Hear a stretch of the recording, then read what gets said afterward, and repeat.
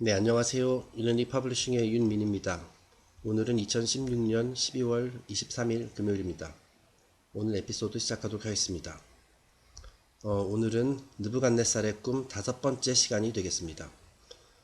제가 지금 기침 감기가 좀 심해서 이거를 제대로 진행할 수 있을지 모르겠습니다만 혹시 중간에 기침을 하더라도 좀 양해해 주시기 바랍니다.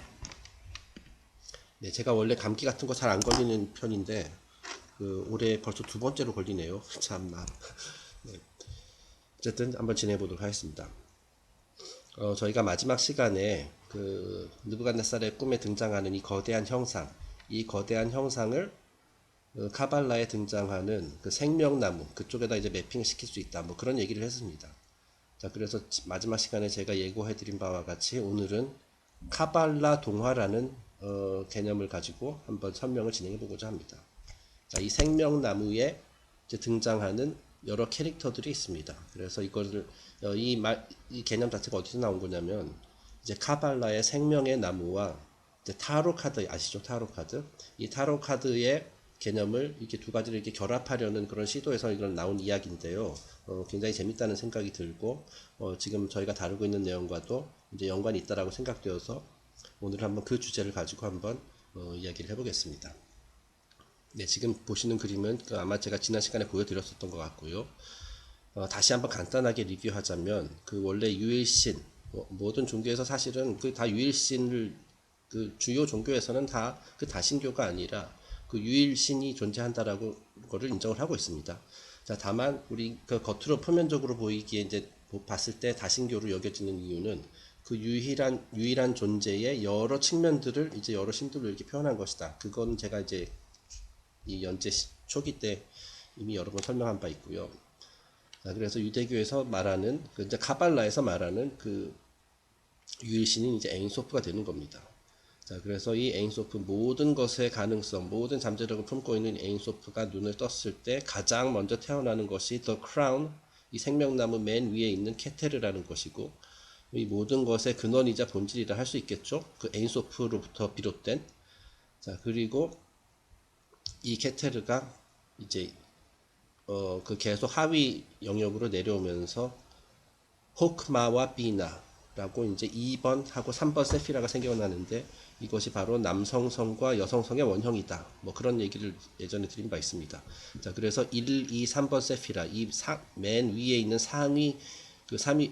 맨 위에 있는 삼위일체가 이제 원형의 세상 아칠루스가 되는 것이고요. 자, 이것이 바로 밑에다가 이제 그림자를 들이웠을 때 4, 5, 6번. 그래서 두 번째 삼위일체가 생기는데 이것이 이제 브리아라고 해서 창조의 세상.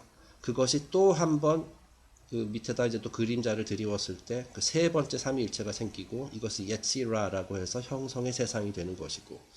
자, 이 모든 것이 가장 최종적으로 한 번, 두 번, 이제 세 번째 이제 그림자를 들이웠을 때 생겨나는 것이 맨 밑에 있는 말쿠스. 이것이 바로 우리에게 익숙한 물질 세상, 이제 아시아라고 불리는 부분입니다. 자, 그런데 여기 지금 보다시피 이제 아빠도 있고 엄마도 있고 그죠? 그 아빠와 엄마 사이에서 태어난 아들도 있고 그리고 여기 밑에 보면 또 어떤 공주가 있습니다. 자, 이런 캐릭터들이 타로 카드 마이너 아르카나에 보면은 각 수트마다 코트 카드라는 것이 있죠. 그래가지고 왕비 그리고 이제 라이더 웨이트 같은 경우는 그것을 이제 나이트 페이지라고 하는데 사실 나이트 페이지 이게 정확한 표현이 아니라 원래는 프린스하고 프린세스입니다. 왕자와 공주. 자, 그러니까 왕비가 있고 그 두 사이에 태어난 왕자와 왕자와 공주가 있는 겁니다. 자, 그렇게 해서 이게 네 캐릭터가 있거든요. 자, 그래서 이 카발라 동화에서는 이 개념을 어떻게 설명하는지 오늘 한번 살펴보도록 하겠습니다. 자, 다음 페이지입니다. 자, 이것은 제가 이제 인터넷에서 구한 건데 좀 정확하지 않은 부분도 있는 것 같습니다만은 지금 저희가 다루는 문제와 관련해 가지고 제가 좀 설명할 게 있어서 넣어봤습니다. 자, 일단 유대교에서는 신의 이름을 테트라그라마톤이라고 불러요. 테트라그라마톤이라고 해가지고 히브리 문자 요드, 지금 오른쪽 상단을 보세요. 요드, 헤이, 바우, 헤이 이렇게 네 글자로 표현을 합니다. 자, 근데 이게 지금 히브리 문자 네 개를 위에서부터 아래로 이렇게 쓴 거예요. 이거를 이제 영어식으로 표현하게 되면은 YHWH. 또는 YHVH라고 표현하기도 합니다. 자, 이것이 신의 이름이거든요. 자, 근데 이 신의 이름을 위에서부터 이렇게 아래로 이렇게 적으니까 어떻습니까? 사람의 형상이 나타나요. 이거 지금 보면 사람 같죠? 지금 맨 밑에 요드, 점처럼 생긴 이 요드가 이제 사람의 머리가 되는 거고, 그 다음에 이제 헤이는 그 어깨하고 두 팔, 그 다음에 vow, 이것이 이제 몸통이 되는 것이고, 그 두 번째 헤이는 엉덩이하고 두 다리가 됩니다. 자, 이것이 바로 The Great Man이에요. 그 조하리에 등장하는 아담 카드몬, 그리고 느부갓네살의 꿈에 등장했었던 그 거대한 형상, 그 인간이 되는 겁니다. 자, 그러니까 그 신의 이름이 곧 인간인 거예요. 네. 자, 그 왼쪽 그림에서 조금 약간 잘못된 부분도 있습니다만은 역시 이것을 4대 원소에다가 비유를 하고 있습니다. 그래서 이제 Fire, Air, Water, Earth라고 되어 있는데, 그 여기서 좀 왜 잘못된 거라고 제가 생각을 하냐면, 자, 이 히브리 문자들은 이게 이제 남성 또는 여성 성별이 있거든요. 자, 그래서 요테 신의 이름 요테 바흐 중에서 요드하고 바우는 남성입니다. 그리고 이제 해는 여성이고, 그리고 이제 4대 원소에서 불하고 공기가 남성이고 물하고 흙이 여성이거든요. 근데 그 부분 좀 잘못된 것 같아요. 여기 지금 보면 파이어, 요드 이것이 이제 남성이죠. 그건 맞아요. 자, 근데 이제 첫 번째 해 이것은 이제 여성이어야 되거든요. 근데 에어는 남성이고. 자, 그래서 제가 요거는 아마 워터가 돼야지 맞을 것 같습니다. 자, 그 다음에 이제 몸통을 상징하는 이제 그 바우는 이곳이 이제 에어가 될 것이고, 두 다리, 엉덩이하고 두 다리, 이 부분이 이제 earth가 되겠죠. 네, 그리고 여기서 이제 또 흥미로운 것이 여기에다가 요테바흐의 신의 이름 요테바흐에다가 그 쉰이라는 단어가 있어요. 이제 이것이 이제 또 불을 의미하는 상징하는 건데, 여기서 이제 스피릿이라고 표현했습니다. 이 스피릿이라는 것을 중간에다가 쉰이라는 그 문자를 집어넣었을 경우에는 이게 예호슈아가 돼요. 자, 다시 한번 설명하겠습니다. 자, 요테바흐 이것을 이제 어떻게 발음해야 될지 모르잖아요. 이 테트라그라마톤 유대교에서 말하는 신의 이름은 발음할 수 없다라고, 발음하는 방법을 아무도 모른다고 이렇게 알려져 있거든요. 자, 그래서 어떤 식으로 발음을 하냐면, 이게 정확하지는 않지만 그렇게 발음하기로 이제 합의를 했죠. 야훼, YHWH를 야훼라고 발음하자. 이것이 정확하지는 않지만 일단 그렇게 부르자. 그래서 야훼라고 됩니다. 그리고 이것을 영어식으로 조금 변형해서 저호바가 우리말로 이제 여호와가 되는 겁니다. 여호와. 그래서 이제 구약 성경에 등장하는 신의 이름이 뭐 이제 엘로힘도 있지만 여호와도 있죠. 자, 그런데 여기에다가 그 히브리 그 요테바흐 중간에다 쉰을 넣게 되면은 이 발음이 어떻게 바뀌냐면 예호슈아로 바뀌게 돼요. 또는 저슈아, 또는 우리말로는 여호수아. 자, 그것이 바로 이제 지저스가 되는 겁니다. 자, 그러니까 4대 원소를 상징하는 신의 이름 요테바흐에다가 이제 스피리트, 영혼이 이제 들어가게 되면 그때 탄생하는 것이 지저스다. 뭐 그런 말이 있어요. 자, 그래서 이 내용과 관련해 가지고 맨니 아저씨가 이제 본인의 대표작 The Secret Teachings of All Ages에서 이 방금 제가 전 슬라이드에서 했었던 내용을 설명하는 부분이 있거든요. 자, 그래서 제가 번역은 따로 하지 않았지만은 한번 읽어보면서 간단히 설명을 드려보도록 하겠습니다. The Tetragrammaton, or the four-letter name of God, written thus Yod-Heh-Vah-Heh, is pronounced Jehovah. 자, 제가 전 페이지에서 말씀드렸듯이 테트라그라마톤이라고 한다. 이것이 4개의 문자로 구성된 신의 이름이다. 이제 유대교에서 그렇다는 거죠. 자, 그것을 이런 식으로 표현을 한다. 요드헤바헤 4개. 테트라. 이건 이제 4라는 뜻이잖아요. 그죠? 그래서 이거를 영어식으로 발음하게 되면 저호바가 된다. 또는 야훼, 저호바. 그리고 우리말로는 이제 여호와. 그래서 이제 각 문자가 의미하는 바를 설명합니다. The first letter is Yod, the germ, the life, the flame, the cause, the one, and the most fundamental of the Jewish phallic emblems. 자, 이 신의 이름을 구성하는 그 첫 번째, 이거 점처럼 생긴 거 있죠? 자, 이것이 이제 요드인데, 이 요드가 상징하는 것은 무엇이냐? The germ이다. 여기서 말하는 germ은 이제 세균이라는 뜻하는 것이 아니라 씨앗을 의미하는 거예요. 자, 그 다음에 the life, 생명의 씨앗, the flame, 그 불꽃. 이게 딱 자세히 보면 이게 불꽃처럼 생겼잖아요. 그죠? 조그만 불씨처럼 생겼죠. 그리고 the cause, 이제 모든 것의 원인이 되는. 자, 그러니까 다시 말해 이 요드로부터 모든 것이 나왔다. 뭐 이렇게 설명을 할 수가 있어요. the one, 그리고 the one이다 이거죠. 자, 이게 요드바흐, 이거 요드가 제일 위에 있기 때문에 그 생명나무에서 가장 윗부분에 해당된다. 뭐 이렇게 볼 수가 있는 겁니다.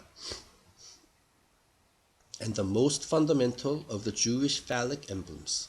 그리고 가장 기초적인 유대교의 남근 심볼이다. 여기 phallic 하면 이게 남근이란 뜻이에요. 자, 이게 남근 심볼이다. 자, 그러니까 이 요드가 남자의 씨앗, 그러니까 다시 말해 정자가 되는 겁니다. 네, 이게 이제 성적인 뭐 그런 의미가 아니라 이제 모든 것에 이제 생명을 이제 잉태시키고 뭔가를 창조를 하기 위해서는 그 씨앗이 있어야 되잖아요, 그죠? 인간의 같은 경우 이것이 그 정자가 되는 것이죠.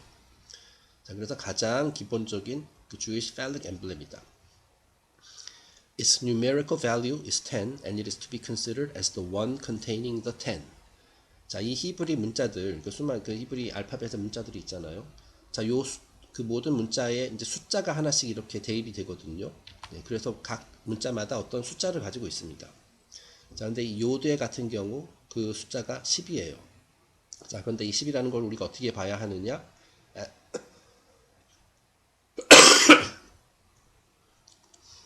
아유, 죄송합니다. 네. 이 10이라는 걸 어떻게 봐야 하냐면은 as the one containing the 10. 자, 1이라는 그 숫자는 이제 모든 그 숫자의 출발점이잖아요. 그 이제 생명나무로 따졌을 때는 맨 위에 있는 캐테르 1번이 되는 거죠. 자, 그런데 이제 1번이 2가 되고, 2가 3이 되고, 이런 식으로 이제 계속 4, 5, 6 이렇게 계속 내려가잖아요. 자, 그래서 9 다음에 이제 다시 10이 되죠. 자, 이 10이라는 것은 1에서 출발해가지고 한 번의 사이클이 완성됐다. 완성된 일이다. 뭐 이런 식으로 볼 수가 있거든요. 자, 그리고 이제 실제로 이제 뭐 주위시 게마트리아라든지 그릭 게마트리아에서 그 수비학에서 1과 10은 같은 의미를 가지고 있습니다. 자, 그러니까 이제 요드가 요드에 부여된 숫자가 10이지만 사실상 1과 같다. 모든 것의 출발이다. 여기서 지금 설명한 것들. 모든 것의 씨앗이자 불꽃이자 그 원인이자 더 원이다. 뭐 그런 의미를 가지고 있다는 얘기예요. In the Kabbalah, it is declared that a yod is in reality three yods, of which the first is the beginning, the second is the center, and the third is the end. 자, 그리고 이제 카발라에서는 요드가 사실 이제 세 가지 의미를 가지고 있다. 세 개의 요드와 같다. 자, 그래서 이제 각각이 무엇을 의미하냐면은 the beginning, 시작, the center, 중간, 그리고 the end, 끝. 자, 그러니까 요드에서 시작해서 요드를 거쳐가지고 요드에서 끝난다. 그러니까 모든 것의 시작이자 끝이다라는 얘기죠. 어찌 보면 그 성경에서 예수님이 내가 알파와 오메가다 라고 말한 것과 그런 비슷한 개념이다 라고 볼 수 있어요. 내가 곧 시작과 내가 곧 시작이고 내가 끝이다. 여기 가발라에서는 그것이 요드가 되는 거예요. 요드가 곧 시작이자 중간이자 끝이다. 그래서 its throne is the Sephira Hokmah, from which it goes forth to impregnate Binah, which is the first hay. 자, 일반적으로 카발라에서는 어떻게 얘기하냐면, 그렇다면 이 요드가 위치한 곳이 어디냐면은 그 세피라 호크마. 이 호크마라는 것이 이제 위스덤이라는 뜻인데, 그 지혜라는 뜻인데요. 그 생명나무에서 2번 세피라에 해당되는 부분입니다. 자, 그래서 카발라에서는 요드의 왕좌가 어디냐면 2번 세피라 호크마다. 자, 그리고 이제 이븐 게비롤이라는 이 사람은 또 다른 학자인데, 이 사람의 주장에 따르면 그게 2번이 아니라 1번 세피라 케테르다. 자, 근데 어쨌든 여기서는 2번이라고 가정을 하겠습니다. 이제 이쪽이 더 많이 더 유명하니까. 자, 그리고 그럼 요드, 자, 씨앗이 있잖아요. 자, 그럼 이거 씨앗이 이제 창조 과정, 창조 작업 이런 걸 하기 위해서는 뭔가를 잉태시켜야 돼요, 그죠? 예, 잉태시켜야 돼요. 그 말이 여기서 나옵니다. From which it goes forth to impregnate, 임신시키다, 잉태시키다. Bina, which is the first hay. 자, 그리고 신의 이름, 요드, 해, 바해. 이 첫 번째 해, 이건 이제 여성이라고 말씀드렸잖아요, 그죠? 그래서 이 요드가 해를 임신시킨다라는 뜻이에요. 이 해가 어디 있냐면은 비나에 있습니다. 이거는 이제 세피라, 3번 세피라거든요. 자, 그래서 understanding, 이해라는 뜻이죠. 자, 그러니까 지혜가 이해를 임신시키는 겁니다. 네. 이것이 바로 카발라에서 얘기하는 아빠와 엄마예요. 최초의 부부라고 할 수 있겠죠. 자, 그래서 the result of this union is Tifareth, which is vow, whose power is 6 and which symbolizes the 6 members of the lesser Adam. 자, 그래서 2번 세피라 요드, 그리고 3번 세피라 해, 이 둘이 이제 결합을 해가지고, 그죠? 이제 최초의, 뭐 최초는 아니지만은 자식을 낳게 돼요. 자, 그래서 그것이 뭐냐면 티파레스예요.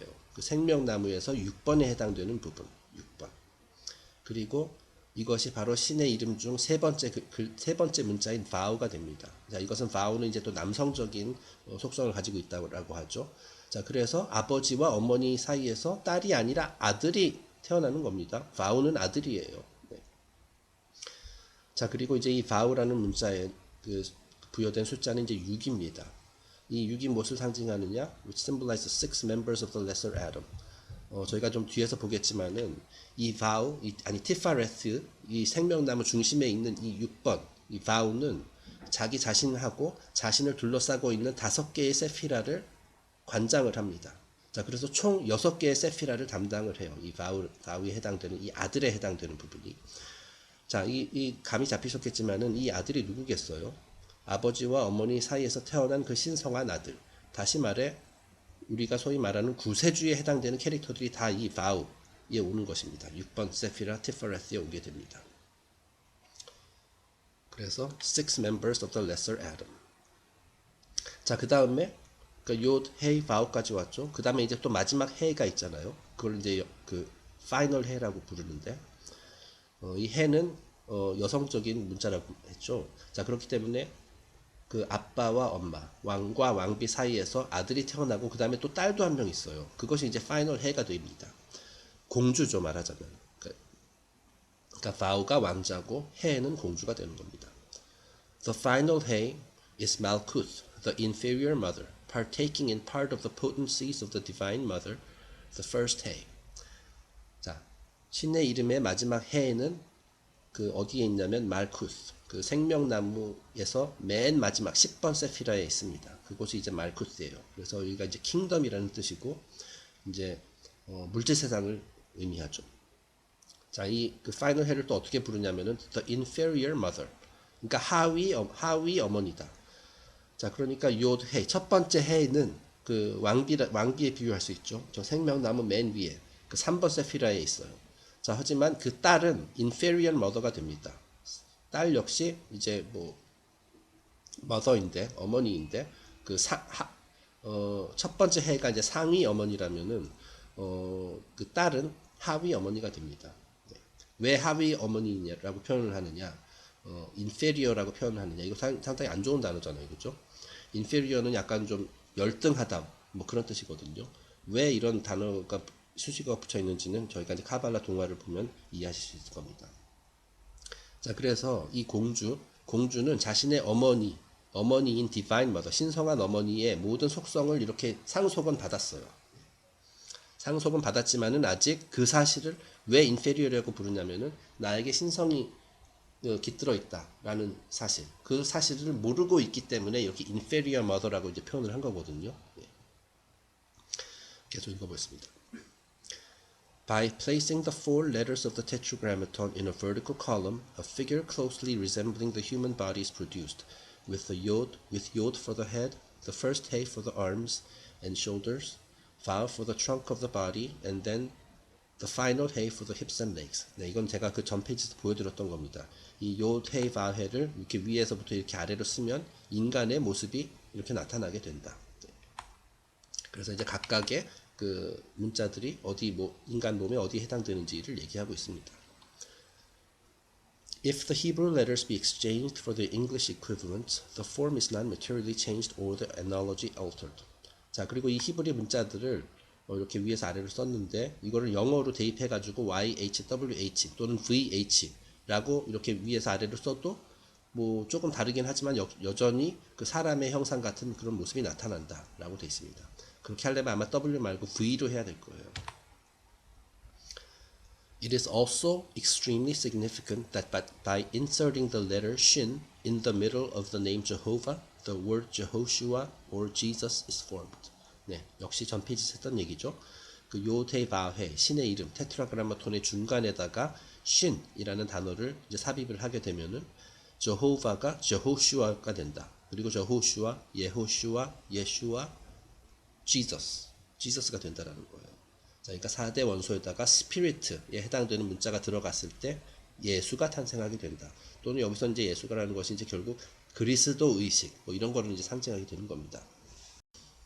아이고, 네, 제가 자꾸 기침이 나가지고 물 좀 한 컵 떠왔습니다. 네, 그래서 제가 일단 주로 이제 말 위주로 좀 그림을 보지 않고 이제 말 위주로 이렇게 설명을 드렸는데요. 자, 그래서 조금 더 여러분이 쉽게 이해하실 수 있도록 제가 어떤 다른 동영상에서 제가 자막을 달아가지고 이 지금 방금까지 말씀드린 그 내용을 조금 더 자세히 설명하기 위해서 이제 캡처를 해왔습니다. 지금부터 제가 전에 예고해 드렸던 그 카발라의 동화라는 거에 대해서 한번 이야기를 해보도록 하겠습니다. 자, 이 영상은 그 론 마일로 두켓이라는 오컬티스트라고 해야 되나요? 하여튼 이런 신비주의자인데 이 사람이 예전에 제작한 카발라 for the rest of us, 보통 사람을 위한 카발라라는 이런 다큐멘터리가 있거든요. 자, 그래서 이제 카발라에 대한 아주 기초적인 그런 내용을 이제 설명하는 아주 인문의 성격을 띤 그런 영상이라고 할 수 있습니다. 자, 근데 여기서 이제 그 카발라 생명나무와 이제 타로에 등장하는 코트 카드, 이걸 두 가지를 이제 매핑하는 그런 내용이 나오거든요. 네. 실제로 이 이제 타로가 카발라를 이렇게 그림 형식으로 표현한 것이다라고 이제 많이들 얘기를 하죠. 그러니까 카발라와 타로는 뗄래야 뗄 수가 없는 그런 관계에 있다. 네, 이제 카발라의 개념을 우리가 좀 더 보다 이해하기 쉽도록 그림으로 표현한 것이 타로다. 뭐 이렇게 얘기를 하거든요. 자, 그래서 이제 우리가 타로를 제대로 이해하기 위해서는 이제 카발라도 같이 공부해야 된다. 뭐 생명의 나무의 구조에 대해서 어느 정도 이해가 필요하고 뭐 그런 말들이 많이 있습니다. 네, 그 말은 맞는 것 같습니다. 자, 그래서 어쨌든 이 카발라 for the rest of us 영상에서 나온 내용인데 제가 한번 지금부터 진행해 보도록 하겠습니다. 자, 이 카발라 동화라 그랬어요. 자, 이제 론 마일로 두케치가 이제 사회를 보면서 이렇게 얘기합니다. 자, 이 카발라 동화에는 왕비, 왕자, 공주가 주인공으로 등장합니다. 라고 돼 있어요. 자, 그 전 페이지에서 제가 뭐 이제 주로 말 위주로 설명드렸습니다만은 이 왕이 2번 세피라 호크마에 있는 것이고 왕비가 3번 세피라 비나에 있는 것이죠. 그래서 이것이 요드해. 그래서 왕이 왕비를 임신시킨다. 이것이 왕과 왕비라는 것이 남성성의 원형, 여성성의 원형이라고 이렇게 생각하시면 됩니다. 자, 그렇게 해서 아이들이 탄생을 하게 되는데 그것이 아들과 딸이 이제 태어나게 되는데 그것이 이제 왕자와 공주다. 이 왕자는 생명나무의 가운데 부분인 이 6번 세피라, 티파레스, 뷰티를 의미하죠. 그곳에 있고 공주는 그것보다도 아래에 있는 말쿠스, 물질 세상에 떨어진다. 뭐 그런 말씀드렸습니다. 자, 그래서 이렇게 얘기합니다. 왕은 요드, 왕비는 헤, 왕자는 바브 또는 바우, 그리고 공주는 헤이 파이널이다 이거예요. 그래서 이 네 개가 신의 이름이 되는 거죠. 요 네 개를 조합했을 때. 자, 이 아저씨가 지금 론 마일로 두켓입니다. 네, 굉장히 마음씨 좋은 그 산타 할아버지 또는 그 켄터키 프라이드 치킨 할아버지를 연상시키는 그런 모습이죠. 자, 그래서 이분이 이제 그 영상을 진행하는데, 자, 이 카발라 동화에서 우리가 바로 공주입니다 라고 얘기를 해요. 여기서 말하는 게 우리 인간 말하는 거예요. 아까 본문에서 그 공주를 어떻게 표현을 했냐면 the inferior mother, 그래서 이제 열등한 어머니다, 뭐 이런 식으로 표현을 했거든요. 자, 왜 그런지 계속 보다 보면 이해를 하시게 될 겁니다. 자, 우리가 바로 공주다. 자, 그래서 설명을 합니다. 이제 구조에 대해서. 자, 왕도 어딘가에서부터 태어난 존재니까 생명의 나무 2번 세피라에 있다. 이 요드는 바로 이곳에 있다. 그리고 일부에서는 이거 2번이 아니라 1번 세피라에 있다라고 얘기는 한 사람들도 있는데 우리는 이제 2번이라고 하겠습니다. 일반적으로 이제 타로와 이렇게 매핑을 할 때도 그 왕은 2번에 있다라고 얘기를 하죠. 왕은 생명나무 2번 세피라 호크마에 있다. 자, 그리고 왕비, 그의 부인 이제 요드는 2번, 해는 첫 번째 해는 3번 세피라 비나에 있는 것이죠. 자, 그래서 왕과 왕비가 만나 사랑을 나누는 순간에는 둘이 하나가 되면서 각자의 에고가 소멸됩니다. 자, 그러니까 이제 최초의 남과 여의 결합, 그 남성성과 여성성의 결합이 이루어지면서, 자, 사실 이렇게 케테르 1에서 2와 3이 나왔다라는 것은 이제 듀얼리티가 생겨났다라는 것이거든요. 그러니까 최초의 분열이라고 할 수 있죠. 자, 그런데 이 분열된 상태라 하더라도 이 둘이 하나로 만나는 순간 이제 둘이 분열이 이루어지면서 이제 에고라는 것도 생겨나고 말이죠. 에고라는 게 사실 이때 생긴 거예요. 1이 2와 3으로 이렇게 분열되면서. 자, 하지만 2와 3이 만나서 합의를 이루는 순간 자, 여기서는 그걸 성적인 것으로 표현을 했습니다만, 사랑을 나누는 그 순간에는 에고가 소멸돼요. 실제로 그런 경험을 많이 보셨을 겁니다. 뭐 예를 들어서 성관계를 하게 됐을 때 에고가 소멸된다. 뭐 이런 식으로 얘기를 많이 하거든요. 하나가 되는 것이죠. 네, 그래서 두 사람이 사랑을 나눈 후 왕비는 쌍둥이를 임신하게 됩니다. 그래서 이제 나중에 왕자와 공주를 낳게 되죠. 그리고 두 쌍둥이는 출산 과정에서 시면 아래로 떨어집니다. 라고 되어 있어요. 이 시면의 개념 제가 예전에 설명드린 것 같은데, 이 생명나무에서 여기 지금 바로 제가 마우스를 표시하고 있는 이 부분에 이제 시면, the abyss라는 것이 있습니다. 그래서 1, 2, 3번, 이거 최상위 삼위일체. 이것은 슈퍼노 트라이드라고도 표현하고요. 우리가 쉽게 접근할 수 없는 그 원래 진짜 세상, 그 오리지널 세상이 되겠습니다. 그래서 원형의 세상이라고 하거든요. 자, 그리고 이 원형의 세상을 그 나머지 여기서부터는 다 허상이거든요. 그 3, 4, 5, 6, 7, 8, 9 여기서부터는 원형의 세상이 그림자를 드리우고 그림자를 드리운 게 또 그림자를 드리우고 이런 허상의 세상이라는 거죠. 자, 그래서 그 경계선을 어비스, 우리말로 이제 시면이라고 해요. 자, 그래서 요드와 해가 자식을 낳았는데 이 자식들은 시면 아래로 떨어지게 된다라는 거예요. 그래서 이제 아들은 여기 6번 세피라 그 생명나무 중간인 티파레스에 오게 되고, 공주는 맨 아래에 있는 맨 아래에 있는 말쿠스 10번 세피라에 떨어지게 되죠. 자, 그래서 여기 왕자와 공주가 탄생을 했죠. 그래서 왕자는 공주보다 약간 위에 떨어진다. 자, 그래서 왕자는 여기 6번 세피라에 떨어지게 되고 4, 5, 6, 7, 8, 9번 세피로트를 다스리게 된다는 거예요. 6번 세피라에 앉아 있으면서 이곳을 왕자로 삼으면서 자신을 포함해서 4, 5, 6, 7, 8, 9 이거 전체를 다스리게 됩니다. 그래서 이 바우, 요드헤이 바우가 되는 것이죠. 바우의 숫자가 이제 6이라고 했었잖아요. 그 6개를 이제 관리한다. 뭐 그런 의미가 있다라고 말씀드렸습니다. 그리고 반면에 가엾은 공주 해파이널, 이 공주가 바로 우리 인간이라고 말씀드렸었죠. 이 해파이널은 우리가 있는 10번 세피라까지 추락합니다. 여기 제일 하위 세상, 이제 물질 세상이 되는 것이죠. 어쨌든 우리 인간은 이 물질 세상에 속박되어 있는 존재잖아요, 그죠? 자, 그렇기 때문에 우리는 이곳에 떨어져 있는 겁니다. 자, 논 마일로 두케시가 계속 얘기를 합니다. 자, 이 공주에 대해서 설명을 하는데요. 기억 상실증에 걸린 공주는 자신에게 오빠가 있다는 사실도, 자신이 왕과 왕비의 딸이라는 사실도 모릅니다. 자, 이 말이 뭐냐면 여기서 이제 오빠라는 것이 우리 소위 말하는 영성계에서 말하는 우리의 상위 자아를 말하는 거거든요. 자, 나는 이렇게 단순히 어떤 우연에 의해서 이 세상에 태어나가지고 고기 덩어리 같은 몸을 갖게 되고 그냥 살다가 죽는 그런 존재다. 그런 것이 아니라 나에게는 그 내면의 스승이 있다라는 거, 내면의 구루, 내 안에 또 누군가가 있다. 나의 그 이런 동물적인 존재가 아닌 나는 영적 존재라는 것, 어떻게 표현해야 되나? 그 그리스인들이 얘기했었던 다이몬과 같은 존재, 나를 지켜주는 존재. 예전에 저희가 솔로몬의 아가서에서 그 얘기를 했었는데 그 검은 여인의 개념 기억나시죠? 우리가 이제 그 검은 여인을 이제 만나야 된다. 뭐 그랬을 때 우리가 뭐 다시 2번 태어나고 뭐 그런 얘기를 했었잖아요. 여기서는 지금 이제 카발라 동화에서는 그 성별이 약간 바뀌었어요. 그래서 이제 우리가 추구해야 될 게 예전에 솔로몬 아가서에서는 그 검은 여인을 만나야 된다. 그렇게 말씀을 드렸었는데 여기서는 우리의 오빠를 만나야 되는 겁니다. 우리는 공주이고 우리의 오빠인 그 왕자님을 만나야 된다. 그 성별은 바뀌었지만 의미는 똑같습니다. 내 안에 상위 자아, 그 true self, 소위 말하는 그것을 만나야 된다는 거거든요.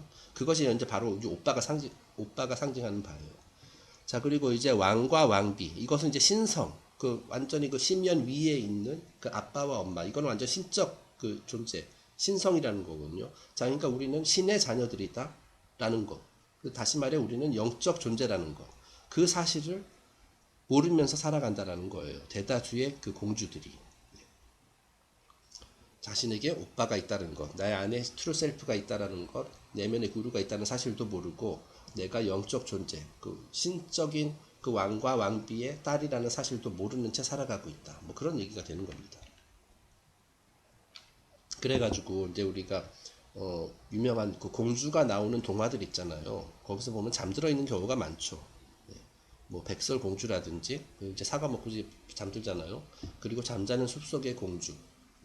그게 그 잠들어 있다는 게 뭐냐면은 내가 나의 정체성을 모르고 있다는 뜻이에요. 나는 누구이고 나는 어디에서 왔고 나는 어디로 가느냐 이 기본적인 질문, 이 기본적인 질문들에 대한 해답을 모르고 있다. 다시 말해 잠들어 있다. 눈을 아직 깨어나지 못했다라는 뜻이거든요. 자, 그런 것을 의미하는 겁니다. 대다수의 사람들이 그런 상태에서 별다른 목적 의식 없이 살아가고 있음을 의미하는 것이죠. 그래서 이제 기억 상실증에 걸린 공주라고 이렇게 표현한 겁니다.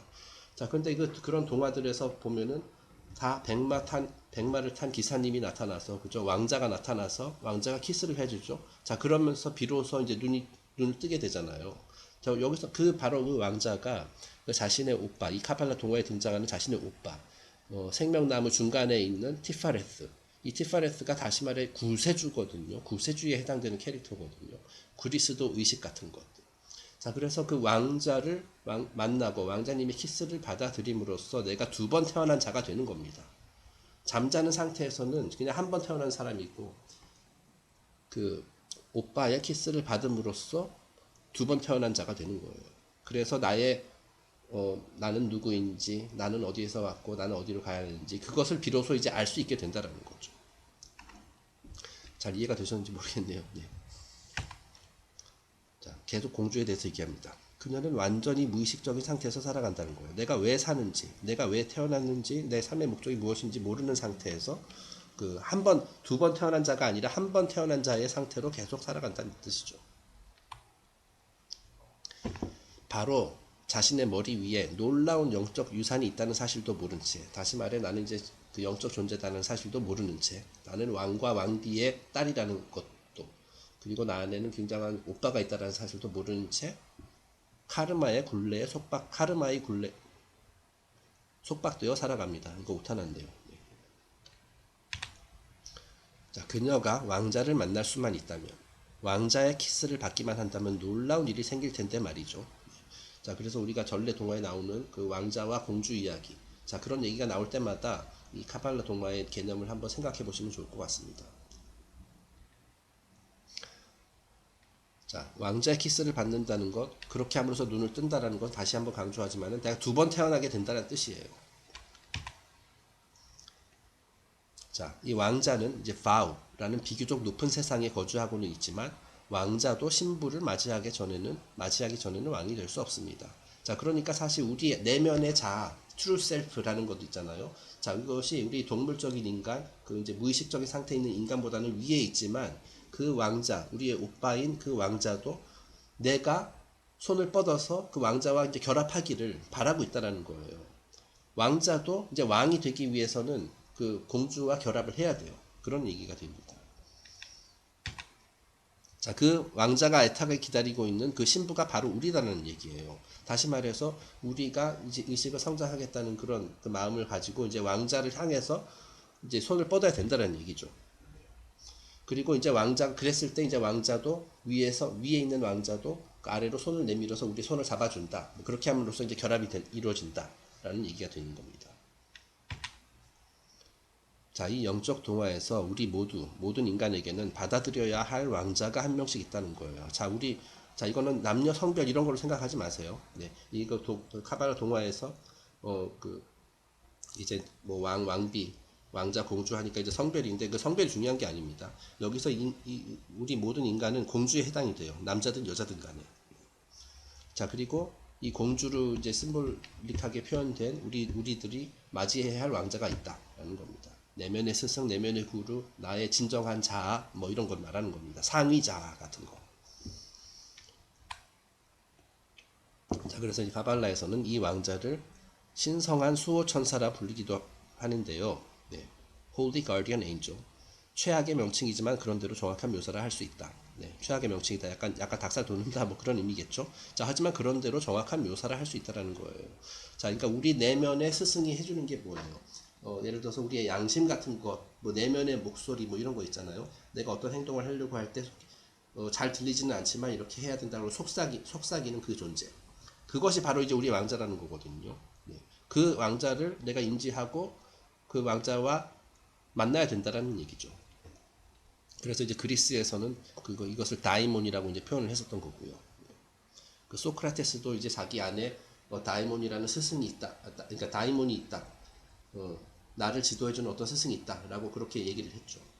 그래서 나는 그 내면의 다이몬, 그 다이몬이 하는 말에 이제 귀를 기울이면서 많은 것을 배우고 있다. 뭐 그런 식으로 얘기를 했었습니다.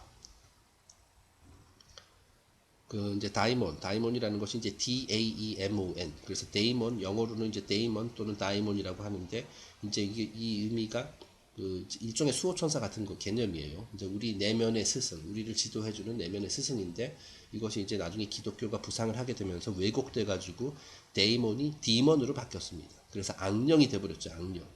자, 근데 그 디먼이라는 게 원래 그런 의미가 아니라는 거예요. 수호천사의 개념입니다. 역시 그 역사를 통해 가지고 그 이제 왜곡된 그런 개념 중에 하나입니다. 자, 이 소천사, 이 데이몬이 의미하는 것이 무엇이냐? 우리의 완성된 모습이자 그마저도 초월하는 개념입니다. 라고 얘기하네요. 자, 그러니까 우리가 어떤 영적 공부를 통해서 다 깨달음을 얻고 두 번 태어난 존재가 되고 그렇게 해서 이제 우리 완성된 인간으로 살 수 있는 이제 동물적 인간이 아니라 영적 인간이 되는 것, 그 완성된 모습이자 그마저도 초월하는 개념이다. 우리가 그러니까 보면은 우리가 추구해야 할 인간의 상태가 되는 것이죠. 그것이 바로 그 왕자입니다.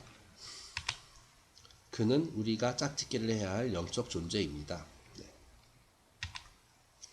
그리고 그가 바로 모든 신비주의자들이 추구해왔던 목표이자 연인이 되는 것입니다. 네, 여기서도 약간 성별이 바뀌었어요.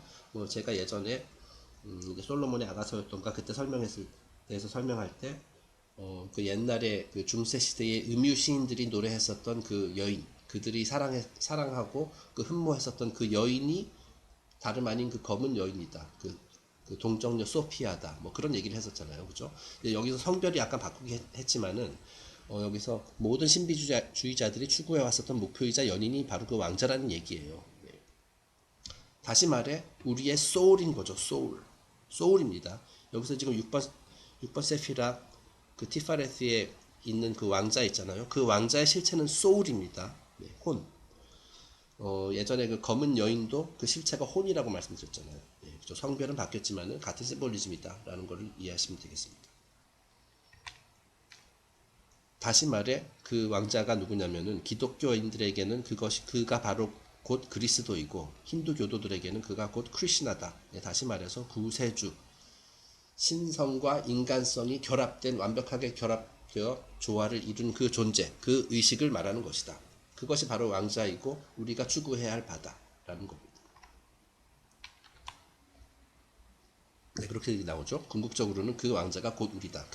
그 왕자가 상징하는 것이 뭐냐면 이 우리들의 진짜 본질이다 라고 얘기를 하는 겁니다. 자, 하지만 우리를 가두고 있는 물질의 관을 깨버리고 왕자의 열정적인 키스를 받아 잠에서 깨어나기 전까지는 잠자는 숲속의 공주나 다름없습니다. 자, 하지만 이제 우리는 물질 세상이라는 곳에서 일종의 물질적인 감옥에서 살고 있기 때문에 내가 추구해야 할, 내가 받아들여야 할 이런 왕자가 있다는 사실도 모르고 왕과 왕비는 더더욱 모르고, 그죠? 예. 나는 영적인 존재다, 나는 영적인 곳에서 왔다, 이런 사실 전혀 모르는 채 이 물질의 관 안에서 티격태격되면서 싸우고 있다 보니까 사실상 잠들어 있는 상태나 다름없다. 잠자는 숲속의 공주나 다름없다. 워킹 데드나 다름없다. 라는 얘기가 되는 겁니다. 자, 그렇게 해서 깨어나기 전까지는 물질의 감옥에 갇혀 있는 상태나 다름없다. 라고 얘기를 하는 겁니다. 자, 따라서 우리가 생명나무를 오르기 위한 첫 번째 단계는 왕자의 키스를 받는 것입니다. 자, 우리가 이제 생명나무를 올라야 해요. 그 생명나무가 이렇게 생겼잖아요. 우리 공주는 어디에 있습니까? 10번. 제일 밑에 있다란 말이에요. 자, 하지만 예전에 저희가 야곱의 사다리, 바벨탑 이런 것들을 통해서 설명을 했듯이 이 사다리를 타고 이렇게 올라가야 되거든요. 그 사다리를 타고 올라가는 것이 바로 영적 성장이거든요. 자, 우리는 맨 밑에 있단 말이죠. 10번. 자, 그러니까 이제 이 사다리 생명나무를 타고 이제 하나하나씩 이렇게 올라가야 됩니다. 그리고 이제 그 중에 가장 첫 번째 해야 할 일이 무엇이냐? 왕자의 키스를 받는 것이다. 자, 그래서 그렇게 함으로써 나 안에는 내가 영적 존재라는 사실을 알아차리고, 그죠? 내가 이제 해야 할 일이 무엇인지, 내 삶의 목적이 이런 것이구나. 영적으로 성장하는 것이 그 삶의 목적이구나. 그런 것을 이제 알게 되면 그때부터 이제 사다리를 오를 수 있다. 뭐 그런 얘기가 되는 거죠. 생명나무를 오를 수 있다. 예. 그런 생명나무를 오르는 것을 나의 삶의 목표로 삼게 된다. 뭐 그런 얘기가 되는 겁니다. 네, 그동안은 그 왕자의 키스를 받기 전까지는 계속 잠들어 있었는데, 그 잠자는 숲속의 공주처럼 잠에서 깨어나 자신의 정체성과 유산을 알게 된 후 우리는 왕자와 사랑을 나누고 임신을 하게 됩니다. 네, 이거 전부 다 비유입니다. 그래서 이제 뭔가 새로운 것을 임신했다라는 것은 나도 이제 뭔가를 창조하는 그런 사람이 됐다는 뜻이에요. 네, 그러고 나서 비로소 이제 우리 이제 공주인 우리와 우리 아내 왕자과 이제 말하자면 결혼을 하게 돼서 사랑을 나누게 된 후에, 그 후에 비로소 우리는 왕비가 될 수 있고 왕자는 비로소 왕이 된다 라고 이제 얘기를 합니다. 자, 이것이 바로 생명나무를 오르는 길이자 신성한 카발라의 비밀입니다. 자, 그러니까 이제 우리 여기 10번 세피라에 있는데 일단은 여기 왕자와 이제 만나가지고, 그죠? 사랑을 나누고 그 다음에 이제 2번, 3번으로 올라가게 된다는 뜻이에요. 그래서 이제 상위 그 생명나무의 맨 꼭대기 부분까지 올라갈 수 있게 된다라는 얘기가 되는 거죠. 자, 이 그림을 다시 나왔으니까 보시면은, 자, 여기 1번 세피라, 이것이 말하자면 신이라고 할 수 있어요. 네. 그리고 여기 10번 세피라, 우리가 있는 곳, 이곳은 이제 인간. 그리고 신과 인간의 그 중간에 있는 것이 바로 6번 세피라, 티파레트가 되는 거죠. 왕자가 있는 곳. 자, 그러니까 이것이 말하자면 반신반인이라고 할 수가 있겠네요. 신과 인간의 딱 중간에 있는 이 상태. 그마저도 초월해가지고 이제 2번, 3번으로 올라갈 수 있다라는 얘기가 되겠습니다. 이것이 바로 생명나무로 오르는 길이자 신성한 카발라의 비밀이다. 네, 그래서 제가 오늘 조금 컨디션이 안 좋아서 조금 헤매면서 진행을 해봤는데요. 아마 그 비디오도 여러 번 중간에 몇 번 중단을 했는데 티 안 나도록 제가 한번 잘 붙여보도록 하겠습니다. 그래서 일단 오늘 영상은 여기서 마치고요. 아마 이 느부갓네살의 꿈 섹션은 다음 주 월요일쯤 끝나게 될 것 같습니다. 이제 저희가 아직 다루지 않은 이야기가 있어요. 자, 지금까지는 느부갓네살의 꿈에 등장하는 그 형상이 상징하는 바에 대해서 설명을 했고, 실제로 이제 다니엘서에 보면은 이제 갑자기 어떤 돌이 날라와가지고, 그죠? 돌이 날라와서 이 우상의 다리를 탁 쳤다라고 나오죠. 자, 그래서 이 우상이 우르르르 무너졌다. 자, 그 얘기는 지금 저희가 아직 안 했거든요. 그래서 다음 주에는 그 돌이 상징하는 바가 무엇이냐, 네, 그 우상을 박살내버린 그 돌이 상징하는 바가 무엇이냐는 주제로 다뤄보도록 하겠습니다.